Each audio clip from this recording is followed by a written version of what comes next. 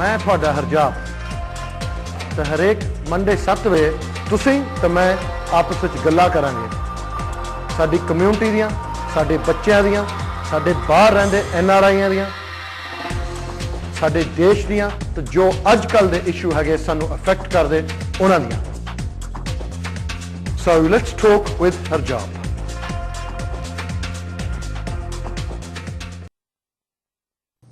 ਵਾਹਿਗੁਰੂ ਜੀ ਕਾ ਖਾਲਸਾ ਵਾਹਿਗੁਰੂ ਜੀ ਕੀ ਫਤਿਹ ਸਾਰਿਆਂ ਨੂੰ ਜੀ ਆਇਆਂ ਨੂੰ ਵੈਲਕਮ ਟੂ ਦ ਪ੍ਰੋਗਰਾਮ ਜਿਸ ਤਰ੍ਹਾਂ ਮੈਂ ਤੁਹਾਨੂੰ ਫਰਾਈਡੇ ਦੱਸਿਆ ਸੀਗਾ ਅੱਜ ਤੁਹਾਨੂੰ ਇੱਦਾਂ ਦੀ ਚੀਜ਼ ਦਿਖਾਣੀ ਜੋ ਨਵੇਕਲੀ ਆ ਤੁਸੀਂ ਕਦੇ ਨਹੀਂ ਦੇਖੀ ਹੋਊਗੀ in fact I'm startled as well I'm a bit in shock at the moment but hopefully that'll wear off we're going to show you something new which you've never seen and we're going to show you something inspirational and ਕੁਛ ਇੱਦਾਂ ਦੀ ਚੀਜ਼ ਦਿਖਾਣੀ ਤੁਹਾਨੂੰ ਕਿ ਜੋ hopefully ਬੱਚਿਆਂ ਨੂੰ inspiration ਮਿਲੂਗੀ ਬਜ਼ੁਰਗਾਂ ਨੂੰ ਵੀ ਇੰਸਪੀਰੇਸ਼ਨ ਮਿਲੂਗੀ ਉਹਦੇ ਵਿੱਚ ਮੇਰੇ ਦੋ ਸਪੈਸ਼ਲ ਗੈਸਟਸ ਆ if you're on my Facebook you already know who my guests are and if you're on my Twitter you already know who my guests are if not I'll be very happy to introduce them to you they are two Sikhs from America Harsangat Kaur and Amritpal Kaur Khalsa ji Waheguru ji ਕਾ ਖਾਲਸਾ ਵਾਹਿਗੁਰੂ ਜੀ ਕੀ ਫਤਿਹ Now the first thing the audience are probably thinking is hold on none of these are Asian so what's going on here and indeed the first thing obviously that hits us that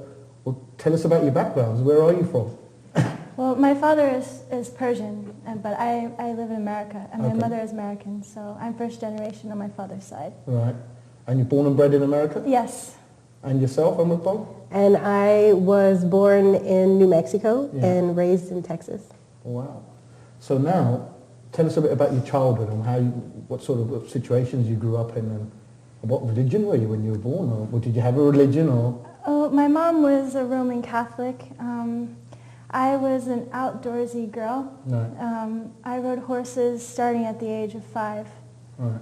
I was always barefoot running in the woods having forts but yet I was very girly right. so I had the combination but horses were a really big thing in my life. That's because you come from the cowboy state, right? Correct. Texas. Correct. Okay. And yourself, Amritpal?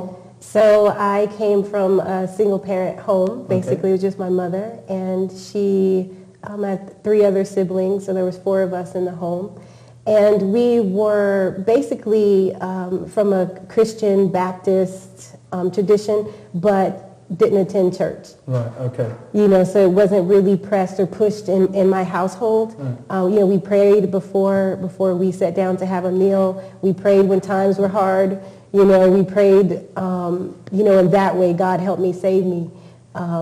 And, you know, it was basically that kind of a household, but there was no real practice. There was no real devotional practice in my home. When someone probably looks at you, they're going to think, no, these guys must be fundamentalists, extremists. They probably had some major incidents in their lives. They probably didn't grow up right. But you just grew up like 2 normal girls, right? You went to high school and you had proms and you did everything that happens. And like we watch in the films, okay, we don't get to do all that here in England, but we get to see all the films and, you know, you had your idols and you must have gone clubbing and everything else, right? You probably did the things that everyone else did and drinking and stuff like that. Well, I don't know, I'm assuming because I do all them things. But you're assuming correctly. You know, quite often you follow the most prominent thing around you in your community. So inside of America, what we're taught that success is, what we're taught that women is, what we're taught, you know, that other countries want to see us be is, you know, we went to high school, we worked in bars, you know, all of these kind of things. And it wasn't until, you know, we were able to, you know, really go inside of ourselves. Before you're kind of on this external search where you feel like and think that something is outside of you. And then that's what kind of gives the chase of going to parties and wanting to have a boyfriend and this kind of thing is this thought that there's something out there. So we lived that way for a long time. And then we had a taste of the guru, of the nectar, of the sweetness that had us see that it is inside. And that just completely changed and transformed everything for us. I was going to say, why weren't you happy with the normal lifestyle? Because having a boyfriend, going pubbing, going clubbing, going to uni, you know, stuff like this, surely that's what normal people do, right? To be honest, I had everything. I was living in Los Angeles. I had a house in Hollywood, West Hollywood. I had the best job. I worked for Comedy Central. Anything I wanted, I had. But there was something always missing in my life. And Did it come to that? Did it come to a point where you'd got fed up and you thought, right, hold on, has to be more to life than this? of course. Well, you know, in every human being, there's like a seed that's planted inside. It's like the Shabbat that talks about there could be 1,000 suns shining, but if you don't know that light inside of you, the world will be dark. And so no matter how much of this external world that looks so bright and shiny and razzle-dazzle and all this propaganda that we're sold, this American dream, and this is what life is supposed to look like. The life of a rock star. These are the things that you're supposed to want. If they aren't cracking open that seed that's been planted in you that's going to turn that light on, your world will be dark. So this is why you have people that are depressed. They're living in these beautiful multi-million-dollar houses. They have women laying on side of them, and they feel alone. And it's because that seed hasn't been cracked open yet. Apart from, well, obviously you've found your path now, but before that, did you try searching other paths? Did you try searching with books and other religions, and what perhaps wasn't sufficient there that you found in perhaps Sikhi? I wasn't looking for anything. Really? No. So Sikhi came and found you? Yes, it just cracked me on the head. And the second I heard the Mo mantra, I literally cried for 3 hours straight. How does a girl living in LA, right, I had come across the everything. Mo mantra? Everything. How did you come across the Mo mantra? It was actually a gong meditation Right. in Los Angeles because it's a hub for spirituality, LA. Right. There's many different types of yoga there, meditation. It's just, that's the place for it. So a friend of mine said, oh, you should come to this meditation. And I said, oh, okay. Yeah. Right. So it was a Saturday. Yeah. And I went and I was rushing and I finally got there and we tune in and right away the Mo mantra, and I literally cried in front of 30 people just nonstop, and I didn't know what it was. And it was in Punjabi, right? So you probably didn't understand it. Mo mantra. Yeah, it was in Gurmukhi Yes, script, it was right? the nod. It was completely, I had no idea what I was, and I said, what is this? I've never heard this. I don't know what, these people in turbans, like. Yeah. Was it at a Gurdwara or was it just I was at a studio. Right, okay. Mm-hmm. And after that, what happened after that? My friend that invited me was sitting next to me Yeah. and was like, look, you need to see this teacher. Yeah. And so I went the next day, and she showed me the Siddhi Guru Granth Sahib. Wow. And what's really funny is that when she opened up the Siddhi Guru Granth Sahib, I sat down, and there was this little light right above the Guru, and it fell on my head. Nearly knocked you out. I see. So that's why you said it literally cracked you on the head. It literally cracked me on the head. And from that, it just, my life changed completely. My friends, they thought I was crazy. They literally were. I've just come back from LA, right? Yeah. And I stayed on in the Hollywood Boulevard bit, Right. you know. So all we saw was movie stars and totally. glamour, you know, and people. I It's was all there. film related, yeah. I was there at these parties, these after parties. I've been to these And houses. then we drove around because we thought we'd heard that there's a Gurdwara Sahib there. Right. So we found a Gurdwara in Vermont, Right. right? And then all of a sudden I'm thinking, well, hold on. Amongst all of this glamour and sleaze and crime and Right. there's a hub, and LA really has it all from one extreme to the other Right. extreme, right? And then there's a Gurdwara Sahib. That was the most amazing thing to me. And then when I asked the Gandhi around there, and I said, look, how many Sikhs live around here? And he goes, actually, there's quite a lot of Sikhs that come around. And the Gurdwara Sahib wasn't a small, a little one. It was a huge building. It was a huge building. And I was like, this must have cost a lot of money. There must be a lot of Sangat here. And they said, yeah, actually, there is. And that just amazed me, like in the middle of LA, where you would find a Gurdwara. It's amazing because you'd never think in America, you know, where everything is glamorized and everything's a commercialism. It's all about time is money, you know, food takeaway, coffee to go, you know, time, no one has time to do these things. But you wouldn't actually think there's actually a Gurdwara Sahib there, but I was quite amazed. It's a blessing. And Amritpal, what about you? How did you discover Sikhi? Well, I trained to be a life coach for 10 years. Right. And inside of this intensive that we had where, you know, in order for you to be a life coach, you have to have been coached. You have to look at your own stuff before you start working on other people's Okay, things. yeah.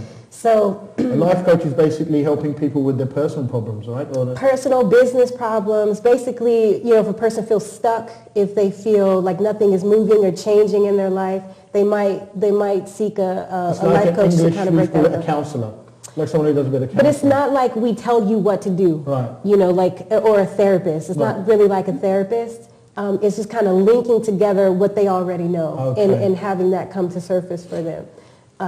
So I had to confront a lot of my things before I could move into that position to serve somebody else in that way. So they had it all together where we had to create costumes. And inside of the costume, it had to reflect our highest consciousness, our highest self, what that would look like. And for me, I didn't really have an image of what that was, but I knew what it felt like. And I'd never had an experience of humility in my life before. I could write it down, I could, spell the word, but I didn't know what humility was. So that weekend, I'd had an experience in humility. So we had to create a costume which reflected our highest self. So basically, to make a long story short, once I started feeling like there was just this new amazing light that I needed to express inside of myself. And I wrapped a turban on my hair, had never wrapped a turban. I put this, white piece of fabric, like a tuni. Yeah. I dressed in all white. I was barefoot. And I painted my hands white and my third eye, my chakra points basically white. And I stood in front of everybody. And they gave us a sentence to say. They said, okay, you are blank and you cover it up by blank. So I felt like inside of this expression of myself, it's like being a mother of consciousness. And I cover that up by being cute. So just thinking that, I can live life as the cute girl, the fun girl, the funnest girl in the party. There was also an opportunity for me to live in a higher consciousness in a higher way that was more valuable. But I didn't know that at that time. So we stood in front of everybody, and then after the chorus, a lady comes up to me and she said, do you know what a Sikh is? Do you know who Yogi Bhajan is? Do you know? And I said, no, I hadn't seen or heard anything. And she said, you're a Sikh, and you need to find out more about what this is. Wow. And at that time, something was just really turned on inside of me about living from a higher place. And from a place that's actually going to serve somebody, not just entertain them or make them feel good in some way, but that can actually make a difference in somebody's life. And so then I just became on this mission to source out what this is. And when I came to the Guru's feet, it was done. Done deal. Done deal. No doubts, no anything at the time?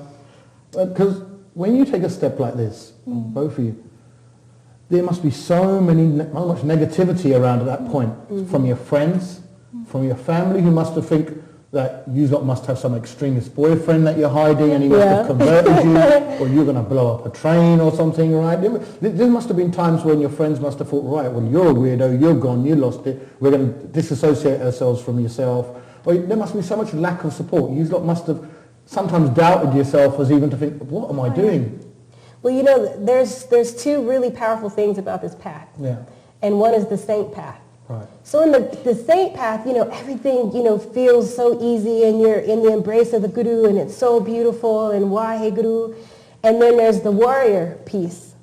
So that negativity can become necessary for the warrior piece to be born inside of you so that you can really see the honor in defending something. And it's kind of, showing you and saying how much of you is this really?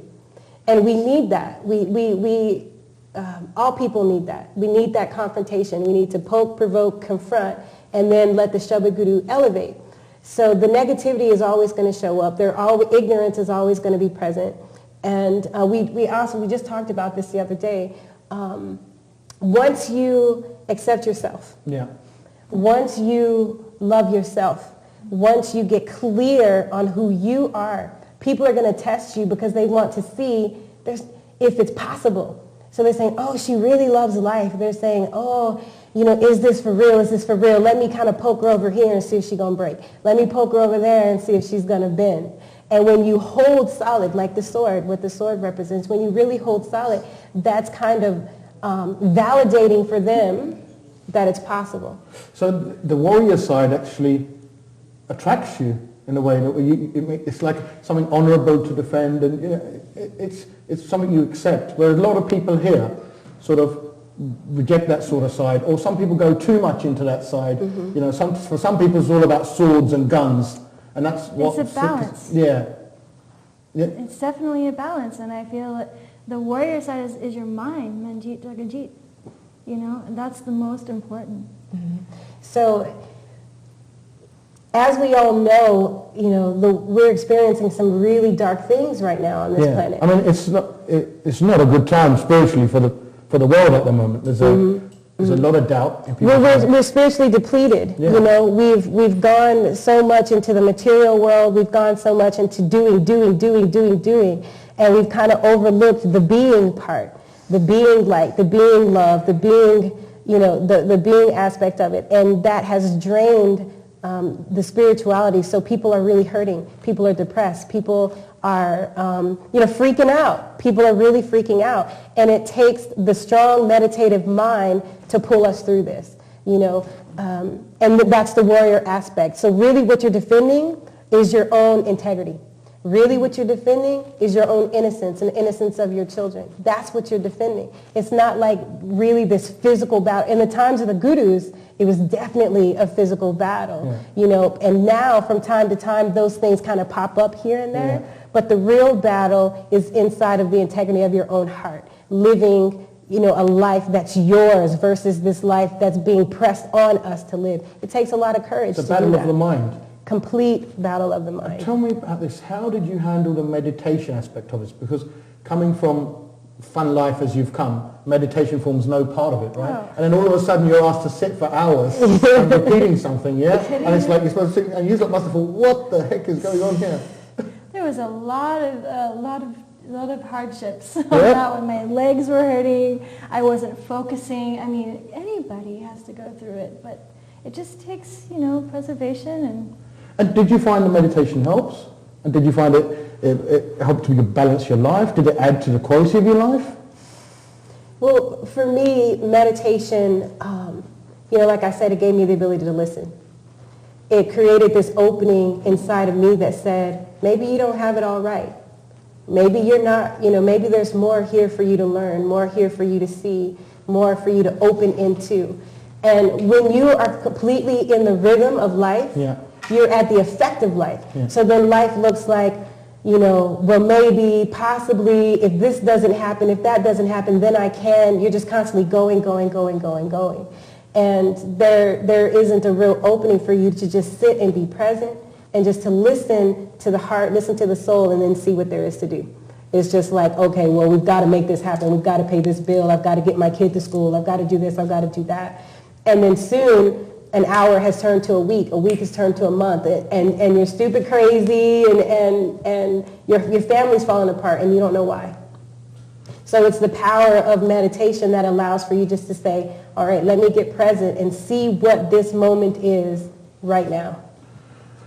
How did your parents and friends react? I mean, just give us some examples of their reactions. My mother actually tried to hire a detective. No way, really? Sorry, Mom. Like a Magdalene Sorry, Mom. Yeah, my father wanted to disown me. My friends, I lost a lot of friends. Really? But how did that feel? I mean, at the time. I was like, all right, you're not my friend. Thank you for weeding them out. Yeah. You know, honestly, the friends that are with me now are so strong, and they see me, and they're like, wow. And they're a better quality of friends than maybe Yes, you had and before? they're meditating. Wow, so you're getting them into So it. I'm very blessed. And my mother, she's listening to Shabbads. Like, I give her CDs now, and, you know, it just takes that. So she's accepted, so now she's... After, you know, 4 years. You She know, accepted. almost, 4 years. I mean, what did you have to do to convince her? I had to be myself and show her that I'm truly happy, to be integrity within my own truth. And she saw that. She's known me since I was born, and she can see my face and see the changes, the positive changes in my life. Did you have to sit her down and say, look, Mum, I'm not crazy. No. I haven't lost it.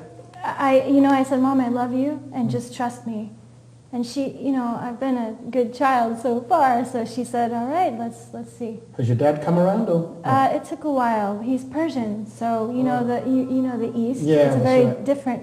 Totally different. So, and having head covering is Has that helped or not? no. That hasn't? He left when the Shah left, okay. so he didn't believe in head covering. Right, okay. He was against it. So now his daughter that lives in America is wearing a head covering. Right. So it's just For him it's unbelievable. What about your siblings? Did you have any siblings? Yes. And how did they react? The same. They're, what's wrong with you? Come back. Where are you?